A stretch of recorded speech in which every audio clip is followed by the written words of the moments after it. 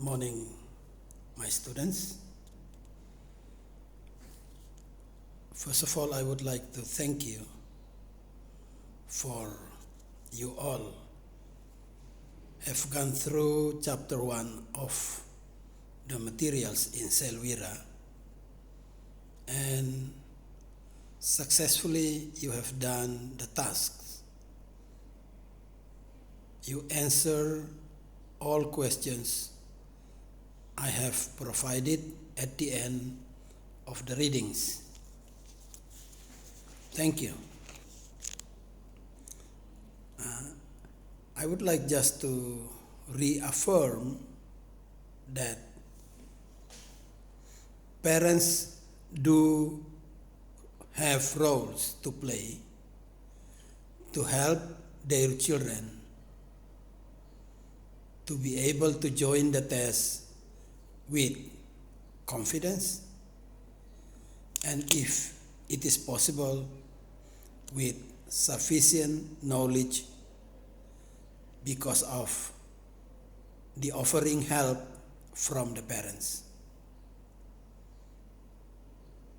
So as teachers later on, you have to be able to encourage all parents to play their roles to help their children be able to join the test successfully. The second point I would like to share with you is that teachers have also roles to play. Even the roles played by teachers are more critical. It is because teachers do not only provide psychological confidence to the students, but to provide, to transfer knowledge to the students successfully, and based on the knowledge, the test items are constructed, are made by teachers. It is therefore, teachers do not only transfer the knowledge, but also help students to be able to know what test items look like and how they could provide the answers. Teachers ought to have or to make very good test items. They are not allowed to make what is called backwash. Items containing sentences which are ungrammatical and which provide wrong answers, and students who read the sentences and have to select and supply the answers do wrong things. This will, of course, reduce their knowledge, but also their emotion, their desire to join the test. The test could be so negative for the students, and teachers have to avoid this. And you all, because later on you will become teachers, real teachers, you have to really play your roles to make good tests, to train the test to the students, and to help them having full confidence, so when they join the test, whether it is the test in the class or the test outside the school later on, will be successful. Thank you. That's what you have to do with chapter 1. Please read it again. Read the chapter again and try to understand the chapter very well. All right. Now I would like to ask you to go to chapter 2. So please read chapter 2, dear students. The title of chapter 2 is Language Testing. And we would like to discuss 5 points of this title, of this topic. The first is position of language testing in language learning. The second is kinds of tests. The third is kind of testing. The fourth is scoring principles. And fifth is avoid subjectivity. Right, now let's move on to the first point. Position of language testing in language learning.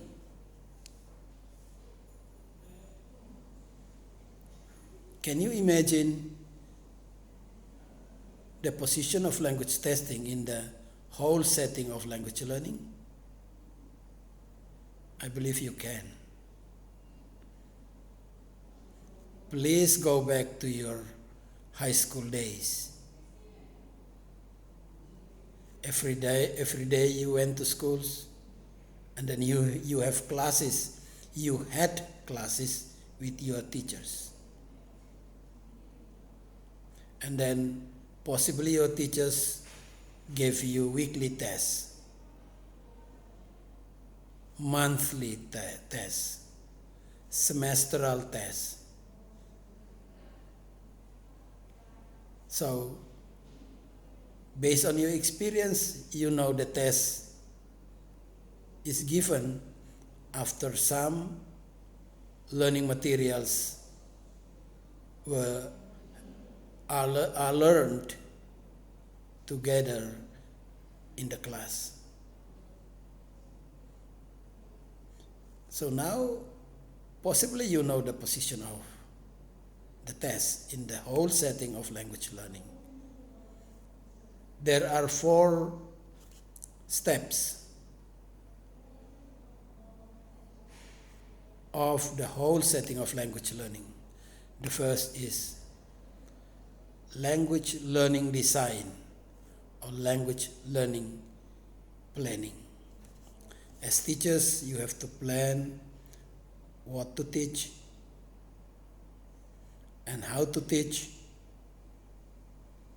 by the principle that you want your students to really understand, to capture what you are sharing to them, and to enable them to store the input they receive from you, from the class, in their memory. So you have materials of learning, then you have to design all those materials in a format of learning, and then you have to design such a way that the students can learn the materials easily, and you guarantee that the students really get something and store what they get in their memory. That's the first step. The second is you will go to the class with what you have already designed. You plan the activities, then you go to the class with all the planning. You have to teach based on what you plan. All right? And then, after you are so sure that what you have planned have been taught, have been shared meaningfully to the students. And after you ask them to make personal reviews, studies in class or at home, you can give a test. So here a test is in the third step of the whole setting of learning. Planning of teaching, and then classroom activities or teaching itself, and then testing. And the last one is the evaluation of the whole setting of learning. It has something to do with whether or not your planning is good, effective, helping students to learn. If not, then you have to revise. Your evaluation also concerns with whether or not inside the class you are teaching based on what you have planned, and the teaching is effective in the sense that students really receive the input. They know, they understand, they store, and they are able to have access for the use. And the evaluation also can be something to do with the test, whether the test is effective. It is in the sense that the tests really show that you have been teaching so very well, and at the same time your being teaching very well guarantees that you have a good plan for the teaching. So that's the position of language testing. So it is a part of the whole setting of learning. Again, you plan, you teach, you test, and you evaluate. Right? Okay. If you have questions about this, write to me through our WA group.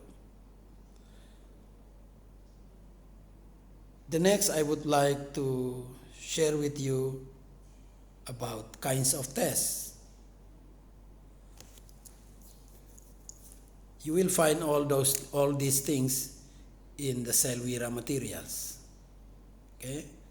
So there are 4 kinds of tests: proficiency, achievement, diagnostic, and placement. For your own sake, I advise you to read the materials. Not only one time, but maybe 2. But it is better if you buy my books, visit Ibu Tinche, the secretary of Pata Rector. You spend 50,000 for my book. Let's go back to the laptop. Proficiency is a test to know one's language ability. Yeah? To know one's language ability or competence, regardless of his or her background of language learning. So it is a test made and given to everybody. Those who are interested to join the test can join the test. The example is that TOEFL test. You know TOEFL? Test of English as a foreign language. This test is not only for those with English language background study, no. Those who have different background knowledge can join. Those from law faculty, from engineering faculty, from philosophy faculty, from economic faculty, from others, they can join too. and this test has specific scoring system. We will later on see. All right, that's proficiency.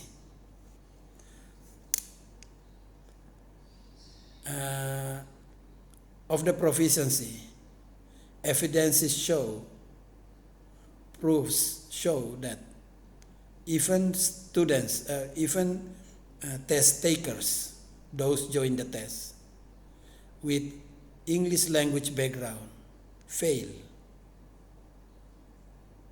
but those with engineering background, for example, succeed. Okay? The second is achievement test. This is what candidates of teachers have to know. This is a test to see the progress of language learning, of students learning a language. Say, for example, weekly test mingguan, monthly test bulanan, mid-semester test, semester test, final test. They all belong to achievement test. But to see the progress, you have to have the test specifically to see whether your teaching is successful or not. Okay? So like mid-semester, that's to see the progress. So progressive, the other name for this is progressive achievement test. And the other one is final achievement test. So you have, if it is final achievement test, then you have no reason to help your students anymore. But in the progressive achievement test, you still have time to help your students. Yeah? You have to help your students. You can help your students. But if you already do the final achievement test, then there will be no more chance for you to help your students. It is like semestral examination or ujian akhir kelas 3. And the third one is diagnostic.